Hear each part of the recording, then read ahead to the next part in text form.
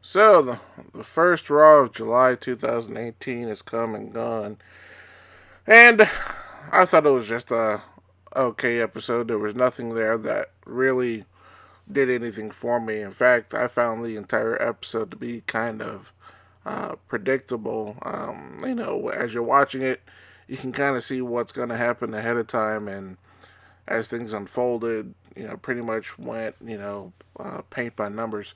There was a few swerves here and there, but even then, there was nothing way out of the ordinary that showed up.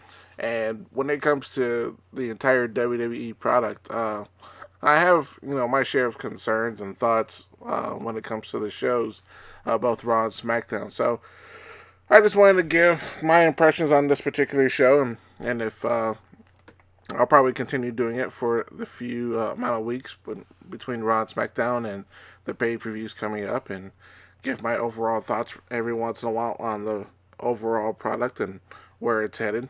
So let's go ahead and get this going. So this week, it kind of starts off. It's in Sioux Falls, South Dakota. I was gonna say San Diego, but that's nowhere close. And they do a recap, of last week, showing Roman Reigns and Bobby Lashley tag teaming against the Revival, and they show Roman Reigns getting pinned, and right off the back they show Roman Reigns comes out and he starts jabbering his mouth as usual, and his promos are pretty the same thing every single week, and he gets cut off, and who should come out? Dolph Ziggler and Drew McIntyre, and they give their 2 cents about his interference when they were working over Seth Rollins in last week's episode, and so as like I said, as predictable as it comes, they start attacking Roman Reigns, and then Seth Rollins comes out and tries to help him out. And this obviously set up a tag team match between the four of them. And we cut the commercial, we come back, and sure enough, Kurt Angle sets up that match. So, what can you say? You see it coming a mile away. And then we move on to a match with Broken Matt Hardy versus Curtis Axel. And I have to say, I'm really enjoying the whole Plan B tag team thing with Curtis Axel and Bo Dallas. I think both of those guys are really underused in the WWE. I really like Bo Dallas, and I really thought that whole Bo Leave thing that they had a couple years back could have gone a lot further if they'd given it a shot. But as soon as within 3 or 4 weeks, they kind of abandoned it, and I think that's an overall stigma in the WWE. If either Vince or somebody doesn't like it, it kind of dies, and that's not too fair when it comes to the talent and to the audience. Because if we like it, we'll support it. So anyway, those guys are making fun of Broken Matt Hardy and Bray Wyatt. And on a side note, thoughts out to Bray Wyatt.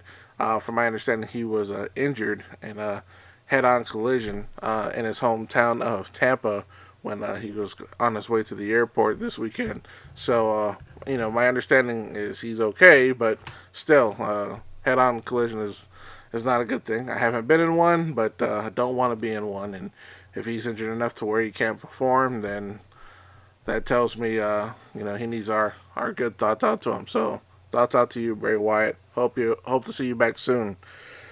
So anyway, we have a match between Broken Matt Hardy and Curtis Axel, and that match was kind of a lackluster match. And I hate to say it, but Matt Hardy, as personable as he's just not that mobile on the mat. And when you have somebody who's, like Curtis Axel, it just kind of looked like one guy floundering and the other guy trying to work with him. And like I said, it turned out to be an okay match. But I honestly, when I see matches like this, I honestly believe that these kind of matches can be so better well utilized when you take an underused team like Curtis Axel and Bo Dallas, and you could have had them set them up with another team in order to push them and make it a decent match, and you give everybody a way to elevate it. And what I mean by that is, instead of having, they had the tag team match between Bo Dallas and Curtis Axel with Bray Wyatt and Broken Matt last week. So this is kind of redubbed, just singles match. But instead, have a decent long match with Curtis Axel and Bo Dallas versus Heath Slater and Rhino, and have Plan B come out as the victors. But if you have a decent match, a well-told match between those two, it puts Plan B over because you have a good match. But at the same time, you get to see a match with the two other guys that people like to watch, Heath Slater and Rhino. These are people that we want to see. And it could have been an enjoyable match. And like I said, it puts Plan B over, and it continues the storyline between them and Broken Matt and Bray Wyatt. I think WWE really needs to work on establishing the storylines instead of doing the same thing over and over.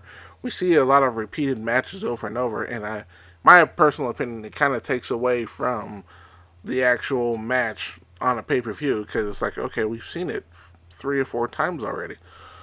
So, okay, so moving on. I do have to admit, when it comes to the Plan B making fun of Bray Wyatt and Bo Dallas, I do love Bo Dallas's impression of Bray Wyatt. Bray Wyatt. In case you didn't know, they're actually brothers in real life. So it's kind of fun to watch that happen. It kind of tickles me to death. It's too funny. So okay, so Curtis Axel won. I kind of predicted that. So right now I'm 2 for 2 when it comes to seeing these matches. So we go on and we see, we move on to the tag team match between Roman Reigns and Bobby Lashley and the Revival. And that kind of ended the way I thought. I personally thought the Revival was going to win, but it turns out, Roman Reigns and Bobby Lashley technically won. But in the end, it was the Revival getting the upper hand and Bobby Lashley walking off. And like I said, we've seen this for the second week in a row. And I think what I'm really enjoying is that the WWE is actually taking the time to put over the Revival. If you look at these guys are relatively small, really don't have any size to them, but they're taking out guys like Roman Reigns, pretty big guys, and they're actually pretty good workers out there, and they're given the opportunity to show their craft. We see the guys like the Authors of Pain, who I'll talk about later. These are, big, monstrous guys, but you never really get a chance to see the smaller guys that do much. You see the Usos, they're high flyers, but the Revival aren't high flyers. They go down there and they do their thing, but I really think they can go far, and the fact that the WWE is recognizing them and pushing them, I think that's really cool. So then we see a recap of last week where Bayley kind of puts the boots to Sasha Banks. It's kind of funny because in part of that beatdown last week, there's a scene where Bayley curses at Sasha Banks, and they blurp it out. But someone has a T-shirt out there with kind of a mockery of Bayley's egg character on her shirts, but it has what she said on there, and I won't say it now. But it's pretty funny. If you go out there and search on the interweb, you'll see it. It's pretty cool. But anyway, so we have the first day of counseling, and it's this, it's a short skit, but they're trying to go back to the days of the whole, Daniel Bryan and Kane having to go to counseling. So we have Bayley and Sasha Banks going to counseling, and guess what?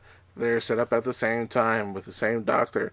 And it's even the same doctor from 6 years ago with Daniel Bryan and Kane. I even looked it up with Dr. Shelby, and it was cool back then, but now it's not as funny, it's not as original.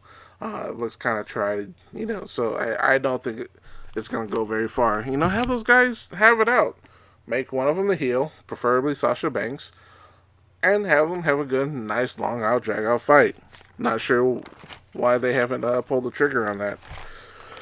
Anyway, that's the WWE talent for you. All right, so once that skit is over, thank goodness, we go into a match between Titus Worldwide and the Authors of Pain. And to be perfectly honest, this started off last week where the Authors of Pain were in the background, bullying people, and Titus Worldwide steps up and says, "Hey guys, show some respect," and it turns into a match this week. It was obviously going to be a squash match, which it was, and the Authors of Pain, come off as, monstrous entities. Um, that was predicted a mile away. But I think the thing that bothers me is that one, Apollo Crews, has been on the main roster for a while now, and he has been so underutilized. Now, granted, he's smiling like a doof all the time and always seems to be happy. I want to see this guy get angry, uh, kick some ass, kind of do something that we're not expecting. In fact, I would prefer if he was teamed up with Ty Dillinger and they would just be some, crazy tag team or whatever. But, maybe they'll do that. But overall, the whole concept of Titus Worldwide was so mishandled by the WWE. They try to do something where it was kind of making fun of the Big Baller brand, and I think it could have gone a lot further than it did. Because we saw in the past where he signed up a guy from 205 Live, and he was expanding. I would have liked to have seen if Titus Worldwide had expanded to SmackDown. Some characters from SmackDown, some guys from 205 Live, and kind of do a thing where he's expanding with all the lower mid card guys. I said earlier, Heath Slater and Rhino, have them be a part of Titus Worldwide. Sign up Ty Dillinger, have him be a part of Titus Worldwide. Just do something with your undercard that make them make it something worthwhile. I thought they had that opportunity. It's kind of run its course, and either WWE needs to do something with Titus Worldwide or just drop it all together, because it's kind of a farce now. And the match was just ridiculous. It was horrible. Then we come back and we have the first tag team match. Actually, the second tag team match with Roman Reigns and Seth Rollins against Dolph Ziggler and McIntyre. Sorry, and that right there was that was actually not too bad. But of course, you can't really have a bad match when it comes to Dolph Ziggler and Seth Rollins. I mean, um, obviously there were no titles or anything up for grabs, so you were just gonna have a nice uh, physicality between those two. Uh, Roman Reigns kind of did his thing as usual, and Drew McIntyre did his thing. And I really think Drew McIntyre could do a lot more by himself, but I understand you have a crowded roster right now, so you kind of have to do a tag team thing. So, anyway, it is what it is. It was pretty cool. But as you can see, Sheamus and Cesaro are nowhere to be seen. So, I really hope we see those guys again pretty soon, because they're a lot of fun to watch. And I would like to see those guys come back, maybe in a face role, and have them go against Drew McIntyre and Dolph Ziggler, maybe. That'd be a fun match to see. So anyway, this match ended up with a DQ, and the revival interfered again. So that match was doing all right, and it ended. And it was predictable. So then we go into another skit, and I have to admit, these skits this generation are just not as original and or as funny as what we saw in the Attitude Era. But in this particular one, we have Kevin Owens drive up with his rental car to the valet. Now, if you saw what happened last week, you kind of note that something like this is going to happen again. So, what are you trying to accomplish here? So, Kevin Owens, keeps his keys because he gave the keys to the valet last time and his car got destroyed. So he keeps his keys and goes inside, and then we cut the commercial. But the next thing we see is, Baron Corbin, the Constable Baron Corbin, come out to the ring, and he has this little skit between himself and Finn Balor, and obviously it's setting up, some type of feud between those two, and they'll probably go against each other at Extreme Rules, and if not that, it'll be SummerSlam. So, and going back and forth with the whole, apologize, and then Finn having to come back with, I apologize for your haircut and all these other lame jokes. Yeah, those were, they could have done something better there. Like I said, this episode was very, very, I won't say mediocre, but rather ho-hum, rather eye-rolling there. Anyway, after that little bit, then we have a match with, we see a little skit with another skit, because, we have so many skits here. We have Elias playing for the Riot Squad. Now, I have to admit, I'm a fan of Elias. I walk with Elias. I'm an Elias fan. I think he's really cool. And I enjoy his promos. And so he plays a song for the Riot Squad. But we don't have Ruby Riot. And I'm a fan of Ruby Riot. There's something about her that just captures my attention. I'm not sure what it is. So, wonder where she is. Well, find out. She's been injured as well. So, thoughts go out to Ruby Riot. Please, get well soon. Anyway, we have a match between Amber Moon and Morgan from the Riot Squad. Now, as pretty as Morgan is, obviously she needs some work. She's okay in the ring. She's on the level of Dana Brooke and just slightly better than Lana. But I think if she spends a little bit more time in the ring, she can get very, very good. Unfortunately, Amber Moon is 10 times better than she is, and it showed in the ring. And unfortunately, the match just did not go as well as it should. And, Amber Moon ended up pulling out the win there. And, and it was what it was. The match was just an okay match. So then we go into another counseling skit where Sasha Banks pretends to be Bailey, and Bailey pretends to be Sasha Banks, and then Mr. Dr. Shelby gets angry. That was just more stupid skits. It was I'm done with those. Those can go away. So please, no more. And then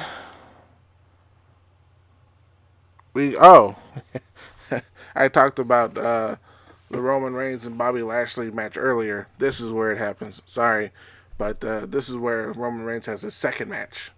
And like I said, Bobby Lashley leaves. Roman Reigns, he doesn't lose. He actually wins. But I still like the fact that they're making the Revival strong, making them cool. So sorry about that. I'll take better notes next time. Forgive me. But then we go. So last week we have, and once again, this is another repeat. So 2 weeks ago, there was a match between Mojo Rawley and No Way Jose, and right off the bat, No Way Jose gets the loss, which I found to be very disappointing, considering they were trying to build him up, only to have him lose on his very second or third match. And then now, last week, he wanted a rematch, and Mojo Rawley says no. And then today, he goes out there dancing with his crew again. And then Mojo Rawley comes out again and says no. And then they go out there and tussle for a little bit. But no official match. So, obviously, this is setting up for Extreme Rules or something else. So, we'll see how that goes. I wish they would give either No Way Jose some mic time or have him talk for him. Because right now, he's just standing there. And then when he gets pummeled by Mojo Rawley, it just makes him look really weak. And for a new character getting a push, that just doesn't look cool. But I do have to give props to what they're doing with Mojo Rawley, because he started off very, you ain't hype and all this other kind of silliness. But he's coming out very strong. He has some good promos. He had a good promo today, and he had a good promo last week. So I got some high hopes for Mojo Rawley. I think he's coming along his way, and that's pretty cool. So next, we have Mickey James versus Nia Jax. And, they show a replay of, Nia Jax getting pinned by, Alexa Bliss. And then we see the whole, uh, what's her name? Ronda Rousey part. And that's still pretty cool. But the match between Nia Jax and Mickey James, obviously Nia Jax is going to win. Unless the match turns into something way over the top. But when it's a straight one-on-one match, you pretty much know who's going to win that. And of course, they announced that her rematch with Alexa Bliss at Extreme Rules is going to be a Extreme Rules match. So I'm presuming some type of no disqualification is involved. So I'm predicting it now. Bliss is going to win because she's going to find a way to cheat or use something else to defeat Nia Jax. So that's my prediction for Extreme Rules.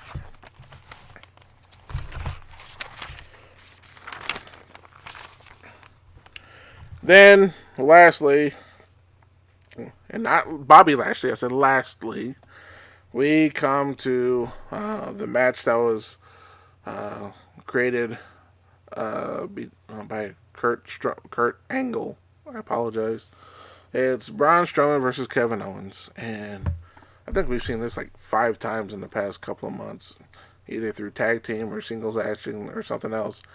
And I wasn't a huge fan of it, why they were having it. But it looks like they were trying to do something different. And, as soon as the match starts, Kevin Owens runs out and tries to escape. And, I thought he was going to, hide somewhere halfway decent. And it was going to turn into something, obviously. But they have him hiding in a porta potty. And Braun Strowman finds him and then dumps him in it. And, they cover him in blue ink, paint, whatever. And I had no use for it. I'm not one for extreme potty humor anyway. But that really did nothing for me. I could move on. And then, the episode's over. And so that was it for Raw July 2018. I know it's a quick recap. It's about 20 minutes here. And I mean, if you hear it in my voice and you heard what I recapped, that's exactly how the episode went. It just went ho hum. It wasn't an A episode. We saw a lot of matches that we've seen before. They might end a little bit differently before, but the matches are still relatively the same. Really nothing to push the characters different. I will have to say one thing. Another one of my thoughts is Bobby Lashley. You're a big guy. You're a hell of an athlete, but golly, you just cannot seem intimidating on a TV.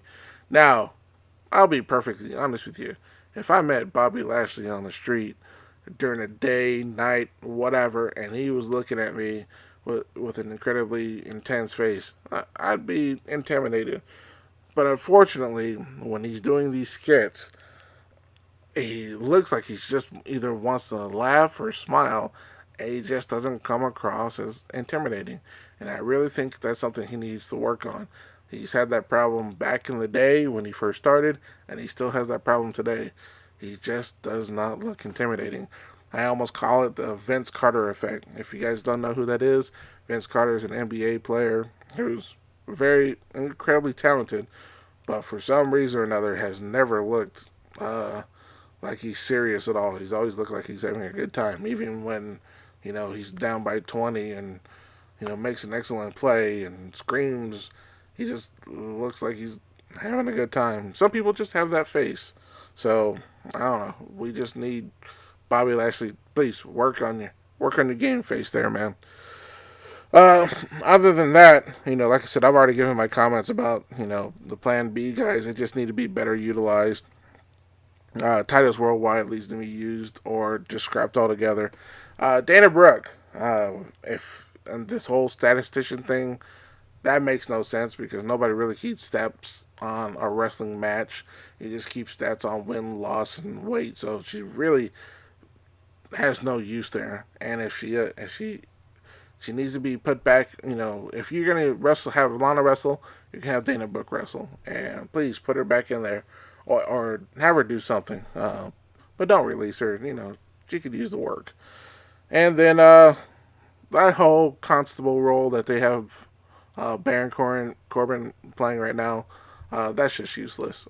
Just have him go out there, continue being the jerk that he normally is. He gives excellent promos anyway. Which unfortunately he had to cut his hair, but it was obvious he was losing it anyway. So the long greasy hair looked really worked for him, but when it's half gone, it just didn't do it for him. So I understand why it had to be cut off. But this whole constable thing and making the announcer call him the personally appointed constable by Stephanie McMahon, it just doesn't work. Anyway, that's it for me for now. If you like this particular recap review of Raw, and if I were to give it a grade, I'd give it a flat out C or C minus. It was just average. It wasn't great. It wasn't better than average. It was just average. Almost on the verge of below average. So take it what you will. So anyway, what did you think of Raw? Did you like it? Did you not like it? Post it in the comments below. Tell me what you think. And if you want to hear more of my ramblings when it comes to WWE or TV or movies or anything else, let me know. You can always subscribe. If you liked what you heard, hit that thumbs up button. Anyway, I'm out of here. And until next time, peace.